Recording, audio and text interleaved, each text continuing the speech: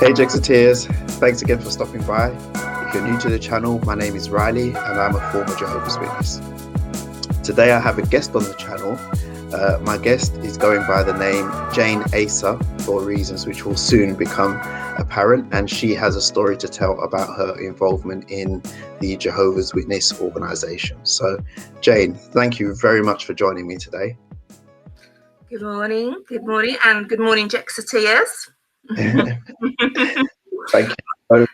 I guess the first and most obvious question I should ask is, why are you wearing a mask? Well, yes, obviously, as most people know that have left the Jehovah's Witness organisation, it can be very difficult when you first leave to make that transition in a comfortable and safe way. And basically, I am in the lucky position that my parents and my family and my close friends are still speaking to me and still want to have a relationship with me. So I don't want them to come across this video or for anybody to send it to them and they have me talking about what's happened and stuff. That I'm hoping it'll be anonymous. So that's the reason for the infamous anonymous mask. Well, thanks for explaining that. It is really a sad situation when people have to go to these lengths to hide their identity just because they'll be shunned for, you know, speaking their mind about their own views and their own opinions.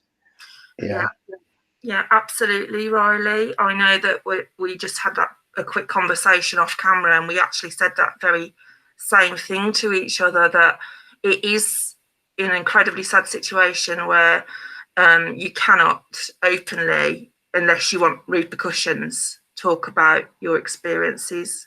And I am lucky at the moment that I have a family and friends that are okay with my decision to leave. And so the reason that I would like to talk to you like this is so that it doesn't bring them any embarrassment in the future, because of course I still care deeply about everybody. So that's my reason. Thank you. Well, thanks very much for explaining that. Okay, so let's dive into it. How did you become a Jehovah's Witness? Right, okay, so I am what most people refer to as a born-in. However, as me and you have been speaking, we've discovered we've got very similar sort of upbringings because we're similar ages as well. I was born in, as in I was a very young child when my family became Jehovah's Witnesses. So I was actually 4.5, 5 years old when my family became Jehovah's Witnesses. So that's practically a born-in. I do have memories of Christmas and birthdays when I was little, because obviously most people can start forming memories from when they're about 2. So I do have some memories of meeting Father Christmas, and I've got some photographs in family albums of my birthday parties. So how we came into the religion was, it was actually my father who was contacted by a Jehovah's Witness at his place of work. They started a conversation which we know as informal witnessing, and fell on a topic that interested my father, which was actually about dinosaurs. My father's very into nature and archaeology and things, and obviously that triggered an interest from my father. He took an interest, and basically he started a study with this gentleman who was lovely, very, very kind gentleman, and his wife. I remember them fondly. My mother wasn't interested initially. She really didn't care for it, and she got her own parents who were quite alarmed, because particularly my grandmother really enjoyed celebrations such as Christmas and stuff, and she was obviously concerned that these family celebrations would end. However, eventually, as happens in married couples, particularly as this was the early 80s, and there was no way of independently researching the religion, my mother got worn down, as it were. And basically, she has said to me that life just wasn't much fun without Dad doing things with her, celebrating Christmas and stuff. So she also became a Jehovah's Witness. And I also have a younger sister who doesn't obviously even remember life before. And so as a family of 4, we became witnesses, and they got baptised at Dudley Assembly Hall, which is in Birmingham. In the West Midlands, if people know Dudley quite well. Oh, thank you. Okay, so you mentioned that you vaguely remember some Christmases before your parents became Jehovah's Witnesses. Do you remember what that change was like for you, going from celebrating Christmas to not celebrating it anymore? I do actually, Riley. That's a really good question, because I have a very, very vivid memory of my mother. She was the one to tackle that we wouldn't be having Christmas anymore. I particularly remember her talking about Christmas, but she must have mentioned birthdays as well. And I was obviously a little girl, and I can picture it now. She was standing in the kitchen at their home, washing up, and I was in the hallway. And I was just like hopping about one foot to the other, as little girls do. And I remember she was talking to me, and she said something along the lines of, I can't remember the exact words now, but basically we wouldn't be celebrating Christmas anymore. And I remember I got really upset about that. And I kicked a hole in the wall in the hallway. And I had a little tantrum.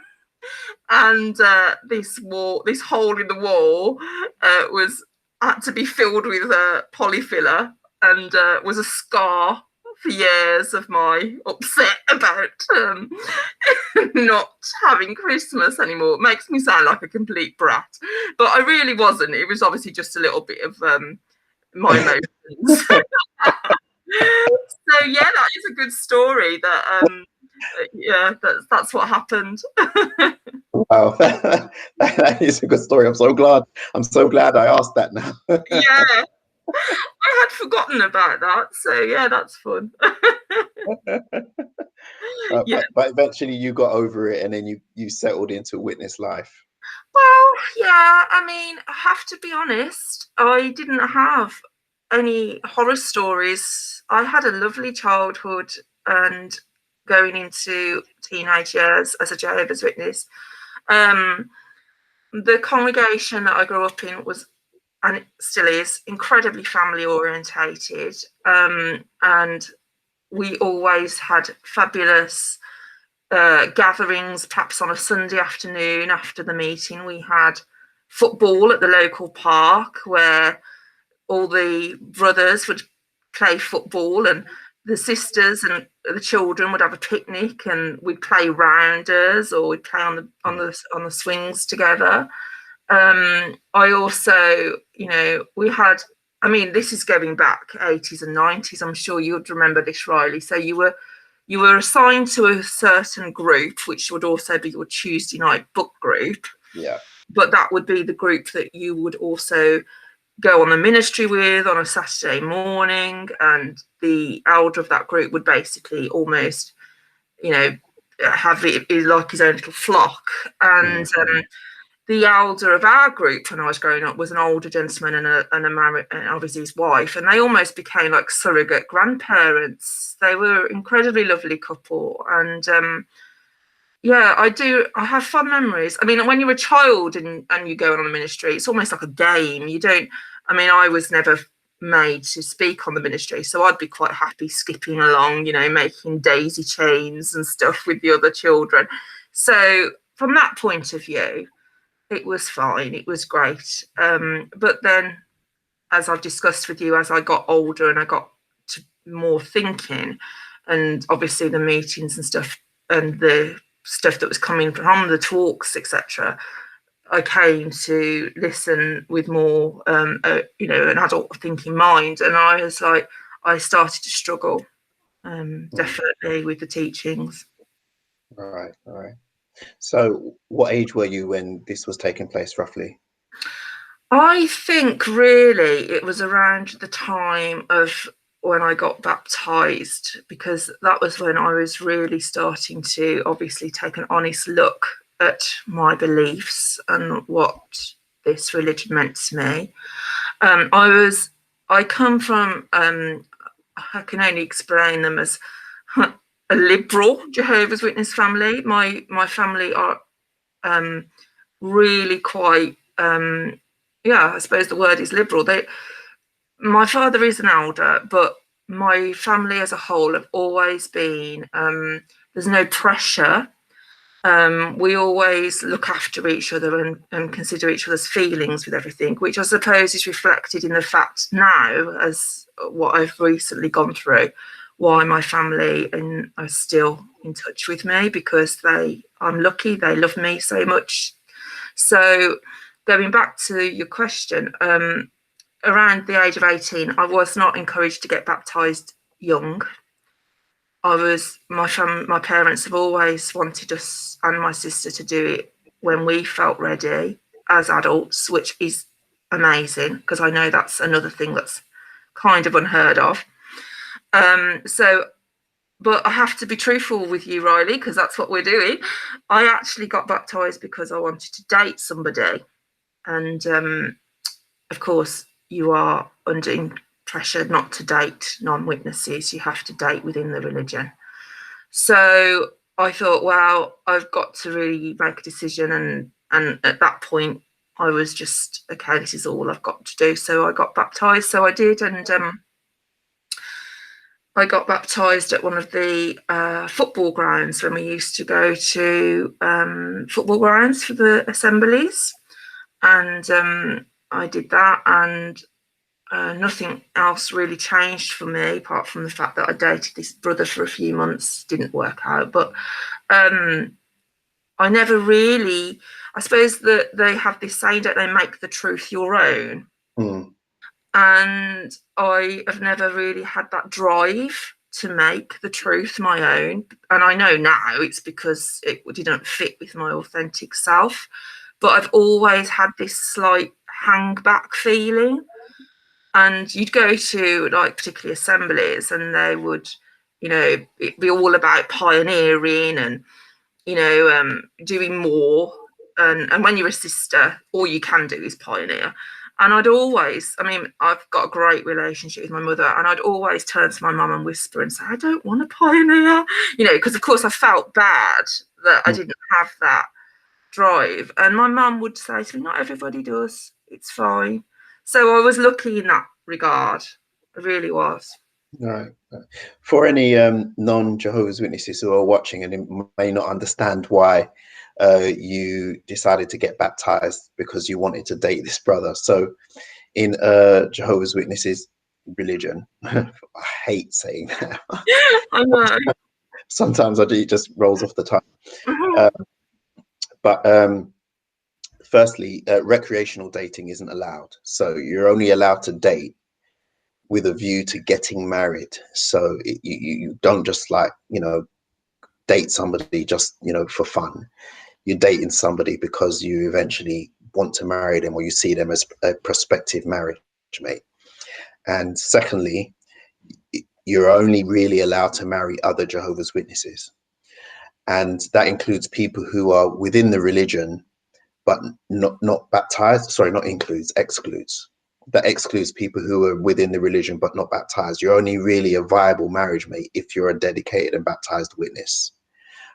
So that just explains why that your incentive.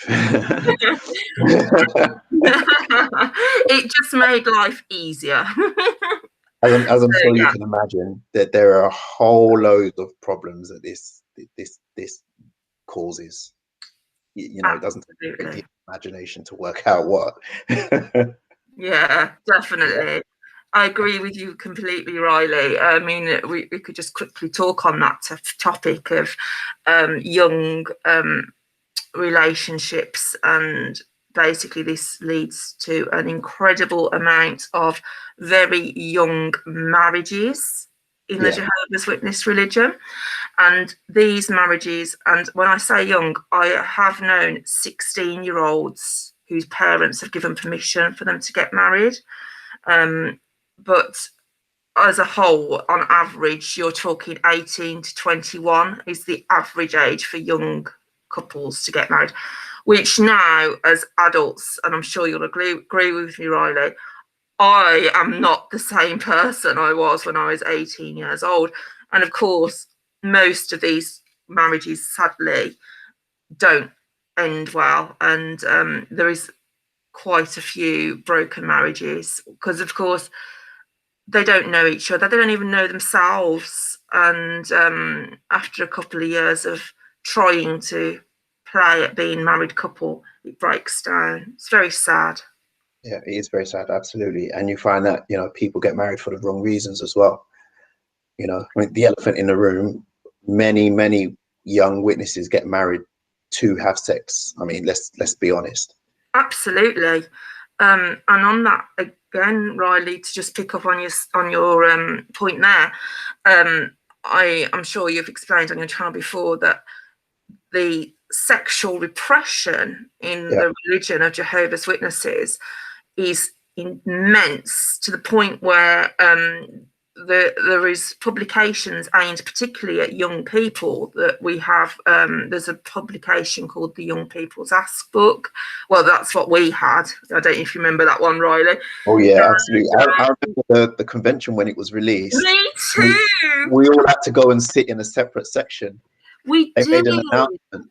They made an announcement that said, if you're between the ages of whatever and whatever, please go and sit in this particular section because the next talk is specifically for you.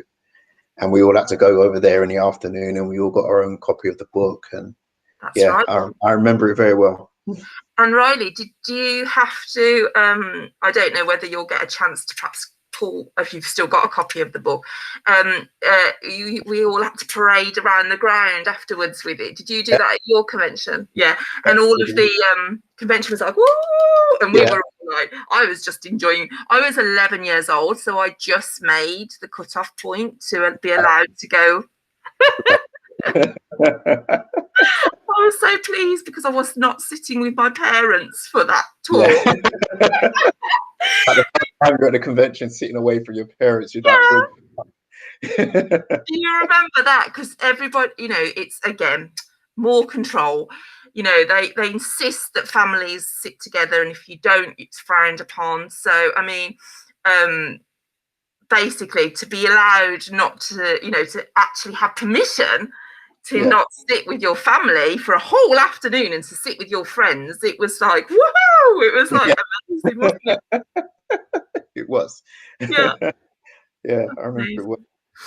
So that Young People Ask book, what I was going to say was particularly, it has chapters that discuss relationships and sex. And the masturbation chapters, which obviously when you're a young teenage person, you are a part of life and hormones. You're going to experiment and you are going to have feelings, and masturbation would be normal in any other sort of growing up, but that even that is frowned upon, and you know, you're made to feel dirty, and there's even encouragement to go to the elders and confess if you have, you know, sinned in this way. So going back to the link with that, with young marriages, what you've just said is so correct. A lot of young couples get married for basically sex. They are so driven by hormones. You can almost see it, you know, they're just desperate to get some sort of release. So yeah, another issue to add to our lists, Riley. All these things add up, don't they? Yeah, absolutely. So after you got baptized, how long was it before you started having like serious doubts about the organization?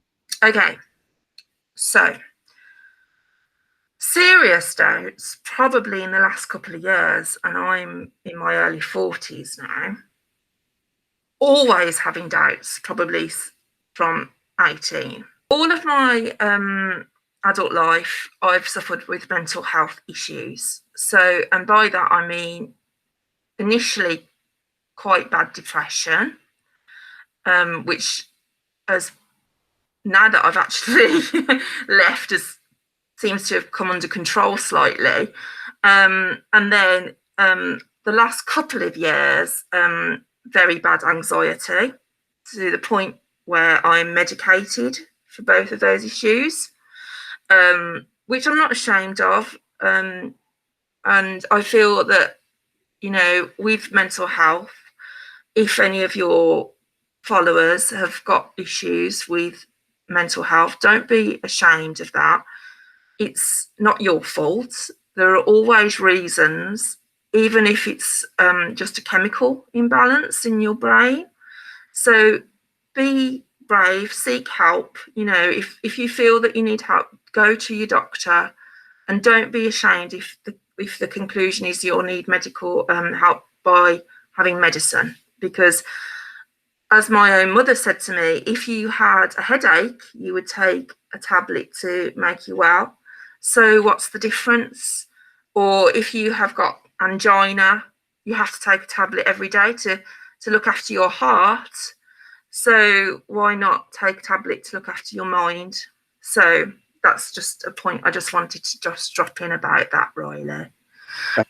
But going back to your question, I've always been uncomfortable throughout all of my adult life, really. And it's ramped up more and more and more the older I've got, to the point where perhaps the last 10 years in particular have been a big struggle for me. I stopped going on the ministry probably about 3 or 4 years ago. So for your viewers who might not know, the ministry is the door-to-door preaching activities that Jehovah's Witnesses are famous for. I just couldn't cope anymore. It just made me so anxious that it was making me ill. So I stopped doing that. And then I was struggling to go to the assemblies with large crowds. Some of our assemblies, which are once a year, are huge. We can have up to 10,000 people at them. And I was just completely overwhelmed. And the cacophony of sounds, and as well as the years have gone on, they've started more with showing videos rather than talks on the platform. So this is going to sound really awful, but the American accents were really getting to me, and I just couldn't cope. So, I'm sorry, I don't mean to laugh. I know, it is funny, and I don't mean, and please don't. Oh my goodness, any American viewers, honestly, it's not about that. It's about if you ever watch how they deliver the talks, Riley will understand this, won't you? It's very, I can't explain it. Riley, explain. It's with a certain exuberance that is unique to people from North America. Let's put it that way. Absolutely. Yeah, if you want to experience it, viewers, hop on to one of the broadcasts and have a look, and you'll see what I mean. So yeah, so that basically was that. So so that's been the last couple of years, has been a real struggle. And then in my personal life, sadly, I had a friend whose younger sister admitted she was a victim of child sexual molestation from her stepfather, who was an elder, and I knew him very well. So that just completely blew my mind. And I won't go into too many details about that, but basically it was handled quite badly. And if it wasn't for the fact that the police were very tenacious with going after the case, I fear that she would not have had a conviction of her stepfather, and that's down to the society's rules. They actually sent their own legal team to fight against the police who were trying to secure evidence from the local congregation. And I could not believe that. I found that incredible. So that really was the final straw for me. So that happened in the summer of, well, that was 2019 that came out. And I had some feedback because I was so unhappy. I spoke to my father, who arranged for a shepherding visit for me. And the elders that came, I could not agree with anything they were saying, because they themselves are so indoctrinated. And it's incredibly sad, because the elders that came, I love them. I'm very fond of them. I've known them all my life, but I couldn't agree with what they were saying. So the shepherding visit ended with me just in my own mind thinking, I'll just shut up and put up, because my father was so upset that I was so upset, and I didn't want to upset him any further. So that was in the summer, and then it got to December, and I obviously couldn't get any of it out of my mind, and I decided, dun dun dun, I was going to go on the internet, Riley. Do you remember when you did that too? I remember it so vividly. So vividly. I remember sweating, shaking, heart palpitations, finding it difficult to physically type into the keyboard, type like ex-Jehovah's Witness or apostate, because I was scared of typing in the words. Yeah. I remember it so well. And it's amazing that, I've spoken to other ex-witnesses who have experienced exactly the same thing. It's sort of like a conditioned response. Yeah. Like we were all programmed. Yeah. Well, obviously, I completely agree with what you've just said, because you and I have spoken about this before. And I'm amazed that that's how we physically respond like that, which just shows how deep the indoctrination is. So for me, I have always been a member of the online app called Reddit, which some of your viewers may know. And I was on my commute to work, and I just thought, all of a sudden, I wonder if there's anything about Jehovah's Witnesses on Reddit. So there I go. And I found the ExJW Reddit forum. Wow. Riley, let me do an impression. So I'd got my phone. I was on the train. I was hiding my phone from nobody, from myself, I don't know. And I was physically shaking while I was looking at this forum, like what you've just said about how you felt. And I was addicted. Like, that was through the whole of December. I literally couldn't wait for my commute. And I would only do it on my commute, even though I live by myself. So backwards and forwards to work, I'd be there looking, oh my goodness, oh my goodness, oh my goodness. Then I have got a girlfriend who herself is an ex-JW, and she lives in New Zealand. And one of her main reasons, is because when she came out to her family as a lesbian, obviously that's a huge no-no, and she was immediately rejected. So her life has progressed, and she's ended up actually emigrating to New Zealand. Well, me being obviously not 100% JW, I've kept in touch with her because she's one of my best friends. I love her very much. And I was talking to her about what I had been reading, because I knew she'd obviously been through similar. So she said to me, she said, right. She said, wow, now we can talk about this. And she said, I'm going to send you something that's going to blow your mind. And I said, all right then. and she sent me a documentation, an email, basically debunking the 607 BCE teaching. Wow. Which obviously relates back to the 1914 teaching, which then she even said it's like a house of cards. Once you've told the first one, it all comes tumbling down.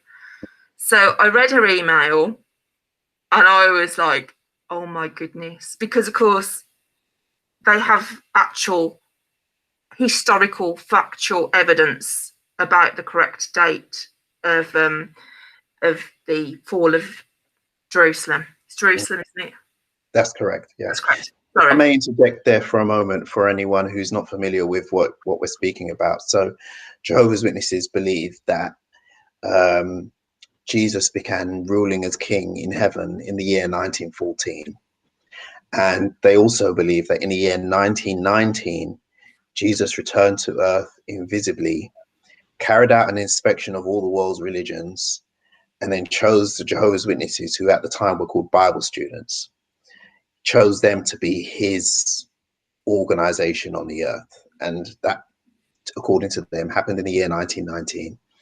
And Jesus became king in 1914. Now, how they work that out is some very convoluted and completely arbitrary Bible maths using the year 607 BCE as a starting point, because that's when they believe Jerusalem, the city of Jerusalem in ancient times, was destroyed. However, secular historians disagree with that date. They put the date being at 587 BCE. Is that right? 587? Correct. 587 BCE. Yeah, I think that's correct. Yeah.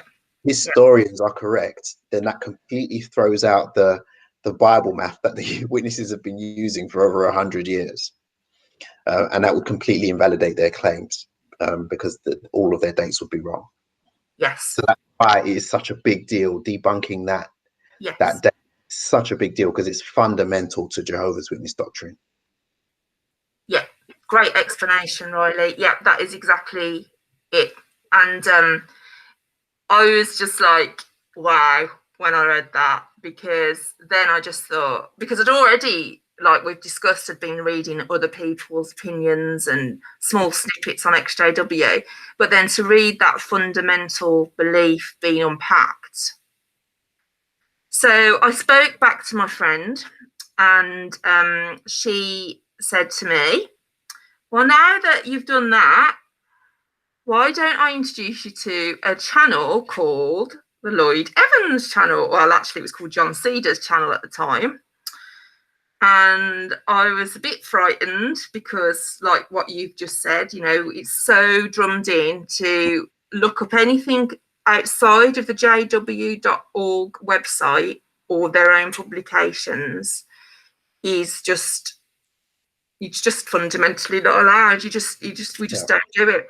So anyway, so because I was already feeling ballsy and I was already annoyed about this, being fibbed to about the 1914 and all that, I did look him up, and wow, what can I say? I was off. I'm sure you the same, Riley, when you started. Yep, absolutely. Yeah. Lloyd's channel wasn't one of the first channels that I started watching, but when I did start watching his channel, I just consumed his content. You know, I just watched video after video after video. I found them so informative and educational. You know, I mean, you find different channels for different purposes. You know, there are some channels that you find for and you watch for emotional validation. There are some channels that you watch for, you know, educational purposes, to unpick witness doctrine and practices. And Lloyd's channel was easily by far the best for me in that respect. Yes, I would agree. And also I must shout out to a ex-YouTuber called Bethany, who has got a YouTube channel which she's actually now kind of archived, but I believe it's still there, called Stop the Shunning. Do you know that one, Riley? Yeah, that was one of the first channels I watched. I watched every single one of her videos. And me. She's actually got a new, she's going down a new route now where she's talking more about emotional health and well-being. So she has actually got a new channel up now, but Stop the I think it's Shunning. called Burning Down the House. Burning Down the House, that's it. Yeah, I'll leave a link in the description. Yeah, please do. And then her husband, he had a channel. John, yeah. John's channel was brilliant as well. He did lots of interviewing with other basically ExJWs that and they did like roundtable debunk discussions, which I found really good. And also it was through John that I learned that there are potentially other Bible books, etc. So yeah. I mean, I had no idea, as you just don't. I think, you know, we're so closeted in the JW religion that we don't have that education, you know, that there's other stuff out there. Yeah, exactly. So, yeah, so that's what happened. And then I'm getting there, Riley. COVID. Dun, dun, dun. So I live alone. Obviously everything went on Zoom. Because I was as we've just discussed, was because I was already mentally half checked out anyway and have been for a couple of years. The Zoom meetings were absolutely of no interest to me, but I went on them because obviously you do, and also my family.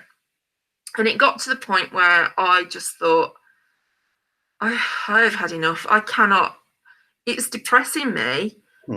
In lockdown to have to listen to these meetings when I just don't agree.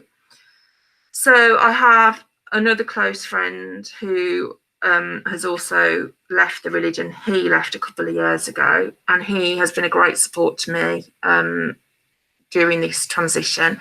And he helped me. He's very good with words, and he helped me write a letter to my family explaining everything. And I put some sources into independent sources to media, such as Guardian articles about child sex abuse cases, and you know, even some court case documents, so that when my family got this letter, they could see that their greatest fear, as you know, is that everybody will become apostate, and we'll all look at apostate, you know, websites and stuff. So I wanted to show that the sources I had been looking at were from things they could read every day if they felt they wanted to. So I wrote this letter and sat on this letter, and I was making myself ill because I was worrying about sending this letter because, as you know, Riley, the consequences could be that you lose everything, you know, which sadly I know you went through yourself. You know, you made your decision, and you know, you basically you make a decision and you face the consequences with the Jehovah's Witness religion. And it got to the point where basically my hair started falling out and I wasn't sleeping and stuff. And my friend said to me, if you do not send that letter by Friday, I'm going to send it for you. And this was on the Wednesday, and I knew he would. So I thought, right, get a grip, send this letter. So I did, and I sent it, and I sent a text message to my family, and I said, look, I've sent you a letter. Please, can you read it and let me know what you think? And then I waited, and I got the 2 blue ticks on WhatsApp, you know, that they'd read this text, and I thought, oh. And I was dreading it, and it was silence. And then after about 15 minutes, my phone rang, and it was my mother. And she said, we've got your letter. We've read it. She said, I'm phoning to say, don't worry. It's fine. It will be okay. And she said, we expected this. Don't worry. So, the relief, Riley. And I said, well, what about my dad? Because obviously, particularly the fact that he's a very well-known, respected elder where I'm from. And she said, don't worry about your dad. I'll help your dad. And basically that's what's happened. And I have been able to, I suppose the pandemic has helped because, you know, physically not being in someone's eyesight is different to not seeing a little name on a screen. So I haven't really been bothered by anybody. My family kindly have just accepted it, and we just don't talk about it.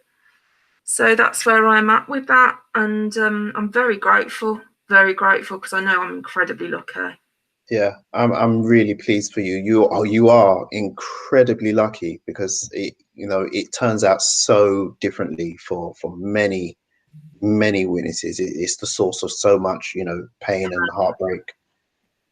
Absolutely, which is, and I think tribute needs to be paid to your parents as well, for being so understanding and reasonable. Absolutely. Which is not the default Jehovah's Witness position. Absolutely. Yeah. My family, we're a very tight family unit. There's 4 of us, and my dad always refers to us as his girls, and he always has done, and he's well known for basically almost to the point of obsession about making sure we're all fine all the time. So I know we, in some respects, we're quite unique, and I am very, very lucky, and I do know that.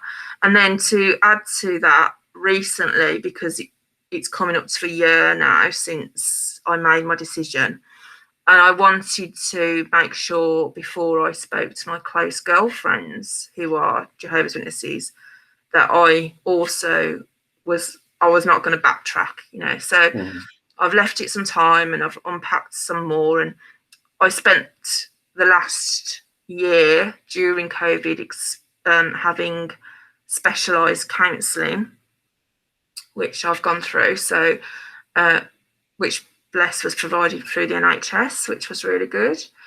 So I've done that. I've unpacked myself quite a bit, and so the last couple of weeks I've been working my way through my close girlfriends and individually having conversations with them. And I am pleased to say that all of them have said they're sad that I've made that decision, but it doesn't change our relationship. And again, I'm incredibly lucky, and just shows how wisely I've picked with my friends. Yeah. So I am in a very unique, I am fully aware I'm in a unique situation, hence the mask, so I don't disrupt that. Yeah. And I sincerely hope that things continue on in the same way, on into the future. Thank you. Yeah. So in terms of your waking up, where would you say now? Where would you say you are now? Are you like fully woken up, completely don't believe in it anymore? I mean, what are your current beliefs? Yes, I am fully woken up. I'm sad because obviously, it's made me who I am to some degree, and to know that what I've believed my whole life isn't true is a relief, but at the same time it's sad, because I have led my life with the belief that we are going, any minute now we were going to go into a paradise world. And for example, I've never married because I never met anybody in the Jehovah's Witness religion that I matched with romantically. And my dad was always like, oh well, you'll meet someone in the new system. Well, with that of course comes the fact that I haven't had children. So I've got no children of my own. I've got no family. I have my own, a unit. I've got no romantic partner, which now obviously opens up the world to my oyster. But at the moment, obviously, we're still in the pandemic. But there's so much to unpack even with that, because I've led such a different life, as you have, Riley. But yeah, I mean, we did discuss, didn't we, before, some of the little nuggets of things that have, over the years, that have, made us think, oh, this is a bit strange, and there is a big list of them that, we could talk about for hours. The fact is, that the one I've just mentioned, the whole Armageddon teaching, that it's imminent and only Jehovah's Witnesses will survive. Well, the psychological damage that put on me personally, and I can see on a lot of people, because you don't live your life with any sort of future in mind. You can't make plans because you don't believe they'll happen. So a lot of the things I have done in my life, I've kind of just like almost powered through, because, for example, I did go to university, but I did it through night school because I wanted to get a qualification so that I could get a better job. So again, I'm aware that I've kind of done things a little bit out of sync with the beliefs, but I've got a pension, you know, because I could see that things weren't really unfolding how the organisation was teaching. So I think all along, really, there's been these little things that have made me, you know, oh no, this isn't right. But to answer your question, I am fully woken up. I don't believe in this organisation. Whether I believe in God or not, I'm still trying to work out. I wouldn't say I'm atheist, but I like to believe in, at the moment, I like to believe in Mother Nature. So I'm feeling very aligned with, you know, nature and the moon and the sun, and I'm enjoying looking at things, and it's almost like life has got colour now. I know that sounds dramatic, but now I can make plans and I'm excited about things. And the fact that I know that I'm going to live for at least another 40 years, I'm going to make it good. So the stuff that I'd like to do now that I've always put on the back burner, like I've lived abroad before briefly, but I'd consider moving properly now. Or, you know, I've looked into fostering children. There's lots. I've got a big list. So yeah, that's where I'm at. Oh, that's great. That's great. I personally think it's very important to have a list. I have one of my own as well. It's not very long, and the things on it aren't incredibly exciting, but we've been repressed and our personalities have been subdued for such a long time. Yeah. Even just doing simple things that give you enjoyment and fulfillment, you know, that you weren't able to do before because of the, you know, the doctrines of, you know, we were brought up in. I think it is very, very important for your overall well-being to do those things. Absolutely, I agree with you. And yeah, I've listened to your video where you do your list, and I think it's lovely. Oh, thank you. I'm really happy for you, Riley, that you found somebody as well, because even though obviously circumstances that led to you and your partner meeting, that you were on an unhappy path to get there, now you found somebody that, and we've talked about it, that you know, you feel such a connection with. And instead of it being somebody, I'm not speaking ill of your past relationship, but I don't mean we've focused on that, but you know, when you're a Jehovah's Witness, you kind of like join in a couple with somebody. The main reason is because they're also a Jehovah's Witness. Yeah. You know, and then you kind of find things to make it work, that can make the relationship work. Yeah. But now, like you have, we all got that choice to meet somebody that, if that's what you want, that suits you, suits your personality, and you suit them, and it's a proper relationship, and that's exciting. Absolutely. I mean, when I look back on it now, it just seems absolutely crazy to me that just because two people believe in the same God, that makes them compatible for marriage. It's the most ridiculous thing. I remember once having a conversation with an elder, and I was talking to him about compatibility with your marriage mate, and he was trying to convince me that that's a worldly idea, that, you know, the idea of being compatible with your marriage mate is, you know, worldly thinking, and it's not thinking like a spiritual person. And I was just completely flabbergasted that he would say that, because it just made no sense to me whatsoever. So I said to him, I mean, in our congregation at the time, there was this, bless her, there was this 90-year-old East German sister. I'll say her name because she's long since passed, and her name was Liberty. Oh. And I remember saying to this elder, I said, okay, so by your logic, it means that if I was single, I could marry Liberty, and as long as we both apply Bible principles in our marriage, we would have a perfectly happy marriage, right? And I was in my early 20s at the time. And he said, yeah, in theory, that's absolutely right. And I just could not believe what I was hearing. A 90-year-old East German woman marrying a 20 something year old guy from Southeast London. I mean, it's ridiculous. Nonsense. It's Another absolute nonsense. nonsense. And like it's quite funny you say that actually, and that is, you just raised an excellent point.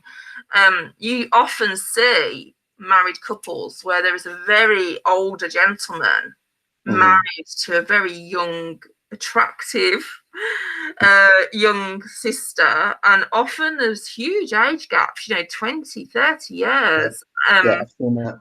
And often, it's can even be the second marriage of the brother. His wife's passed away. Yep. And I used to struggle with that as well. I used to say to my mother, well, what happens in the new system if he truly believes in the new system and his wife that he loves has passed away and he's remarried? And all my mum could say was, oh, well, Jehovah will make it so that we don't remember, so that we don't have her. And that didn't make any sense then, because otherwise people that are resurrected, if they don't remember, they're not going to remember us, who might be their loved ones, because I've had a lot of death in my life, so there's many people that I would have liked to have seen resurrected, but if they don't remember because they don't want to be hurt, they're not going to remember me. So what's the point? A lot of it, when you ask questions because it doesn't make sense, you just come back with more nonsense, don't you? It's just I mean, there's so much mental gymnastics involved with believing so much of the doctrines. It's tiring. Yes. Yeah, absolutely agree. Yeah, mental gymnastics is a good way of putting it. Yeah. And when you are a thinking person like me and you and your viewers, and you ask questions and they can't answer, and all you get is you've just got to have faith. Well, then that just puts it back on you then, because then you feel that because you don't have this faith, because you need to know, because you're a logical thinker, well, it makes you ill mentally. So it's like a merry-go-round of unhappiness, isn't it? That in fact was responsible for a lot of my depression as a young person in the organization, because my mum was like a spiritual giant, and she still is. Yeah. She eats, sleeps, lives and breathes being a Jehovah's Witness. She genuinely does love the organization in her heart, and I never ever felt that emotional connection to being a witness. It made sense to me within the confines of the logic that I was allowed. Within the context of the religion, it made sense to me on a mental level, but I never had that emotional connection to the religion. And for years, I just felt like there was something wrong with me, why that was not the case, Yeah, I do. I completely understand that. I am the same. And it completely wreaked havoc on my psyche. It really did. Yeah. And I think you would agree with me. I don't know what it was like in your congregation, but there was a lot of people that were depressed or had something wrong with them. I don't know about you, but this has come to, recently come to my knowledge with an ExJW Reddit forum post that I saw. There's a lot of people, sisters, who suffer from fibromyalgia. Oh, loads. Yeah. Loads. Absolutely loads. Which is actually quite... Actually, I know a sister who would mockingly say that fibromyalgia is a single pioneer female witness disease. That's what she would call it. She didn't think it was actually a thing. She just thought it was something where a pioneer sister is unhappy because she's not in a relationship, and then all of a sudden she gets fibromyalgia. That's what she was saying. I'm not agreeing with that, but the prevalence of it is really, really high. Absolutely. But she may have, in a twisted way, a point, because actual fibromyalgia is not an altogether common condition. And the amount of, particularly women, like you've just said, in the Jehovah's Witness religion who suffer from it or claim to suffer from it, makes you wonder, particularly if they've got an unhappy life behind the Jehovah's Witness scene. It's all to do, if you're unhappy mentally, eventually your body will come out somehow. Your body will show it, absolutely.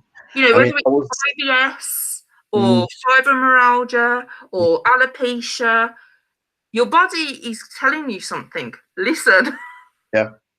You're absolutely right. It's true. I mean, I was watching a talk by Stephen Hassan, who wrote Combating Cult Mind Control, and he said that sometimes psychosomatic illnesses are a symptom of being in a cult. He spoke about and the term psychosomatic isn't very well understood generally. A lot of people think that it's an illness that's just all in your mind, but that's not necessarily the case. It's a real illness that can be produced because of something in your mind, but real physical symptoms. It's not made up. So he gave an experience of somebody he helped exit a cult, and they suffered from migraines, and as soon as they left the cult, the migraines went. Absolutely. I think that part itself is fascinating, what we just hit on here, because with you talking about migraines and stuff, I mean myself, and I know we've spoken to each other, with our mental health issues. I'm not saying I'm cured, because obviously mental health is quite a complex topic, but I used to feel so depressed, so depressed, and I haven't felt like that for over a year. So that tells you something, and then I worry and I wonder about, like, what we've just discussed. There are all these people that suffer in the congregation, fibromyalgia or depression or all sorts. It's really sad, isn't it? There's lots of little things, isn't there? Yeah, absolutely. I mean, I think that people have the right to believe whatever it is that they want to believe. But there's a difference between religious belief and religious practice. Practices can be harmful. Beliefs, as long as they stay in your mind, I mean, I don't have to agree with them. But as long as they stay in your mind and they're not acted out, they're benign. But practices can be very, very harmful. And it's the harmful practices of the Jehovah's Witness organization that people like us are us mentally diseased apostates are up against, because they do have real world consequences and they do produce real world harm. Yeah, absolutely. Even just the whole shunning concept, like we've already established, I'm in the lucky position where I don't have that, but the fact that I cannot speak openly to you because of the consequences it would impact on my family and friends, and then yourself, you're struggling because you've lost your mum and your family, your children at the moment. Hopefully in time you might be able to re-establish those relationships, but bottom line is, all that it is you just don't believe what they believe. You're not an evil person. Exactly. Yeah. It's just, if they stopped and thought about it logically, it's just a crazy thing to do, to cut off somebody. And then I read recently, and I'm not sure if it might have been you actually that posted it on Twitter, the difference between a religion and a cult is what happens when you try to leave. Absolutely. And I just thought, how interesting is that? Because I was baptized in the C of E religion, and so was my sister, because obviously my parents, when we were children, we didn't, we weren't witnesses, like we've established earlier. We were when I was a small child, so we were both baptized. Nobody from the C of E religion has ever come knocking on my door looking for me. It's just, we just didn't go, and that's it. Mhm. Yeah, absolutely. It's the sad state of affairs. It is. Very, very. But you know, it's just we're unique. We're lucky, really, that we have managed to open our own mind and our eyes, and now look at what we can do. You know, the world is our oyster, Yeah. and and it's really nice that you have got your channel, and you are helping other people come to conclusions, or helping them along their way. Thank you very much. And I do this because I was helped in exactly the same way, and I'm so grateful for all of those, ExJW channels that came before mine, that helped me on my journey. How can I not pay it forward? I agree. And just on that, I just slightly off topic. Well, no, it's on topic. But I do always, now that we've woken up and we've had this assistance and we've got to where we are, I always wonder how people that left the religion, perhaps early 90s, before then, when they didn't have, we didn't have the internet, we didn't have access to all these sources of information, how mentally strong those people, back in the 70s and 80s and 90s, who came to the conclusion themselves. Wow. Yeah. I'd love to, it would be great if you could find somebody from back in the day and see how they came to, because that would be a really interesting story, wouldn't it? Well, actually, it's funny you should say that, because I was reading a comment that someone left on one of my videos just this morning before we got on our call. Well, someone in exactly the same situation. They said they left the religion in the early 90s, before the internet and everything. So yeah, that would be a really interesting conversation to have. Yeah, definitely. Well, it has been an absolute pleasure speaking to you this morning. Thank you so much for sharing your story. You're welcome. Let's hope that things continue going well for you, and that you continue growing and thriving and following your passions in life. Thank you. And thank you, Jexiteers, so much for watching to the end of this interview. I really hope that you enjoyed it. If you haven't already done so, please like and subscribe to the channel, and I'll see you in the next one. Thank you so much for watching to the very end of the video. If you haven't already done so, please like, leave a comment, and subscribe to the channel. If you like my work and want to help me continue doing it, please support me on Patreon at patreon.com/Jexit_2020. And with that, I'd like to sincerely thank these very special patrons who make these videos possible.